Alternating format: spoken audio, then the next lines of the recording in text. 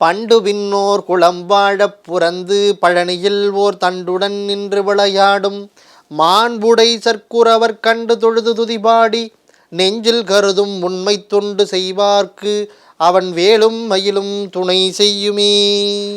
முருகா, முருகப்பெருமானுடைய இந்த பாடலை தந்த பழனி வண்ணச்சரபம் தண்டபாணி சுவாமிகளுடைய திருவடிகளை வணங்கி புத்தம்புது காலை என்கிற நிகழ்ச்சியில் கந்தனும் கவசமும் என்கிற பகுதியில் கந்தர் அனுபூதியை சிந்திக்கிற ஒரு வாய்ப்பை தந்த மக்கள் தொலைக்காட்சிக்கு மீண்டும் ஒருமுறை நன்றிகளை சொல்லி உங்கள் அத்தனை பேருக்கும் இலக்கிய பித்தரின் அன்பார்ந்த வணக்கங்களையும் தெரிவித்துக் கொள்கிறேன். முருகா அப்படின்னு நீங்கள் ஒரு தடவை சொன்னீங்கன்னா அதில் இருக்கிற சூட்சமமான அந்த சக்தி நமக்கான பயத்தை நீக்கிவிடும். முருகா முருகா முருகான்னு நீங்கள் சொன்னீங்கன்னா முருகா என்பவருக்கு அபாயம் இல்லை என்கிற பொருளை நமக்கு தருகிறது. முருகா என்று நீங்கள் கூப்பிட்டால் யம பயம் நீங்கும் என்கிறது நம்முடைய கந்தர் அனுபூதி. ஆக முருகன் என்கிற சொல் எவ்வளவு முக்கியமானது என்பதை சொல்லுகிற ஒரு பாடலை இன்றைக்கு நாம் சிந்திக்க இருக்கிறோம். பொதுவாகவே கடவுளை விட கடவுளின் நாமத்திற்கு மகிமை அதிகம் என்று நம்முடைய பெரியவர்கள் குறிப்பிடுகிறார்கள்.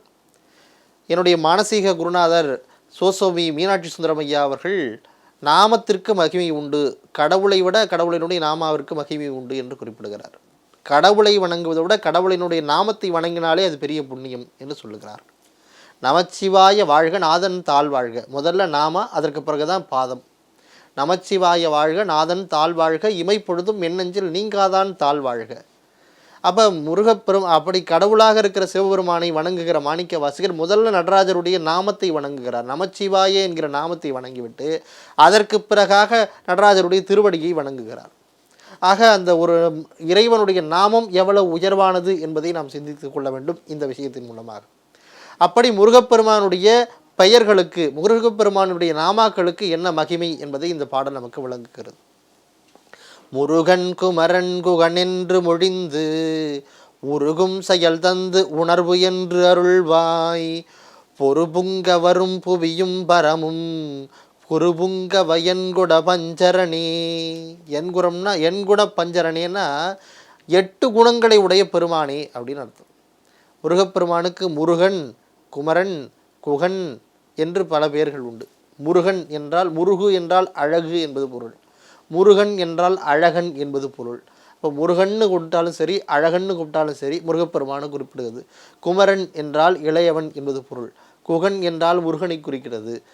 குணபஞ்சரணே என்றாலும் என்குண பஞ்சரணே என்றால் முருகப்பெருமானை குறிக்கிறது. அதே 8 குணங்கள் உடையவன் முருகப்பெருமான்.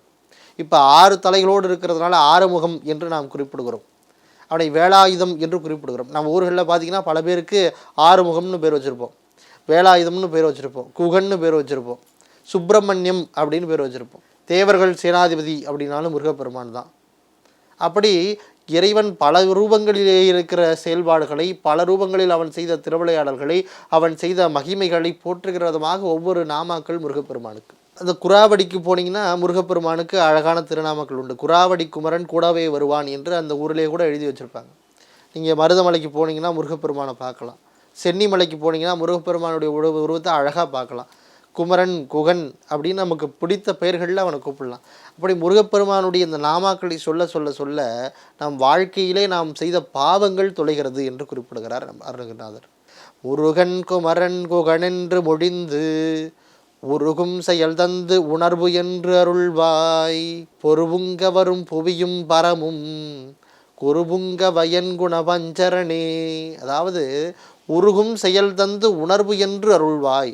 இப்போ முருகா அப்படின்ற பேரை என்னுடைய வாழ்க்கையில் நான் பெரும்பாலும் முருகா முருகா முருகான்னு சொல்லிக்கிட்டே இருப்பேன். என்னோட பணியாற்றுகிறவர்களுக்கு தெரியும், என்னோட பயணிக்கிறவர்களுக்கு தெரியும், என்னோட வீட்டில் இருக்கிறவங்களுக்கெல்லாம் தெரியும். ஒரு நாளைக்கு கிட்டத்தட்ட ஒரு 30-40 தடவையாவது முருகா முருகா முருகான்னு சொல்லுவேன். ஏதாவது ஒரு விஷயத்தை கேட்கும்போது அது நமக்கு கேட்குறதுக்கு சங்கடமாக இருக்குன்னா முருகா முருகா முருகான்னு சொல்லுவேன். இதை யாரோ எனக்கு சொல்லி கொடுத்து இது சொன்னால் இது நடக்கும், இது சொன்னால் இப்படி நடக்கும்னு சொல்லி நான் சொல்கிறது கிடையாது.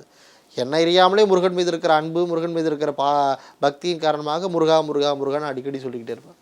அப்போ இந்த நாமத்திற்கு என்ன மகிமைனா, அப்போ அந்த முருகன் என்கிற நாமத்திற்கு நம்மக்கிட்ட வருகிற தீய சக்தியை விலக்கி விட்டு நன்மையை தரக்கூடிய ஆற்றல் அந்த சொல்லுக்கு உண்டு என்பதனால தான் பல ஊர்களில் பல குழந்தைகளுக்கு அந்த காலத்தில் முருகனுடைய பெயரை வச்சாங்க. முருகன் குமரன் அப்படின்னு பேர் வச்சாங்க. இப்போலாம் இப்போ நம்ம அதை மாடர்ன் ஆக்குறோன்ற பேரில் சம்மந்தமே இல்லாத பேர்களெல்லாம் சுட்டுறோம் நம்ம குழந்தைங்களுக்கு. பேரெல்லாம் பேர் மட்டும் கிடையாது, பேருக்கு ஒவ்வொன்றுத்துக்கும் ஒவ்வொரு வைப்ரேஷன் இருக்குது.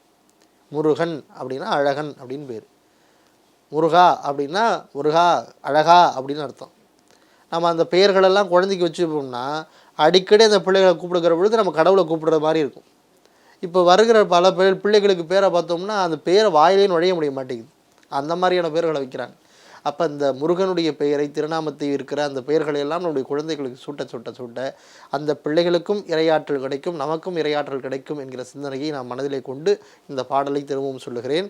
முருகன் குமரன் குகன் என்று ஒழிந்து உருகும் செயல் தந்து உணர்வு என்று அருள்வாய் பொறுபுங்க வரும் புவியும் பரவும் குருபங்குவ என் குணவஞ்சரணி என்று பாடலை சொல்லுகிற இந்த கந்தர் அனுபூதியை போற்றி வணங்கி, ஆரடந்தடந்தோள் வாழ்க, அறுமுகம் வாழ்க, வெற்பிக்கூறுசை தனிவேல் வாழ்க, செவ்வேளேறிய மங்கை வாழ்க, குக்குடம் வாழ்க, ஆணிதன் நனங்கு வாழ்க, மாறிலா வள்ளி வாழ்க, வாழ்க சீர் அடிகாரெல்லாம் என்று சொல்லி உங்கள் அத்தனை பேருக்கும் என்னுடைய மனம் வழி மைகளினாலே நன்றிகளை கூறி விடைபெறுகிறேன். நன்றி, வணக்கம்.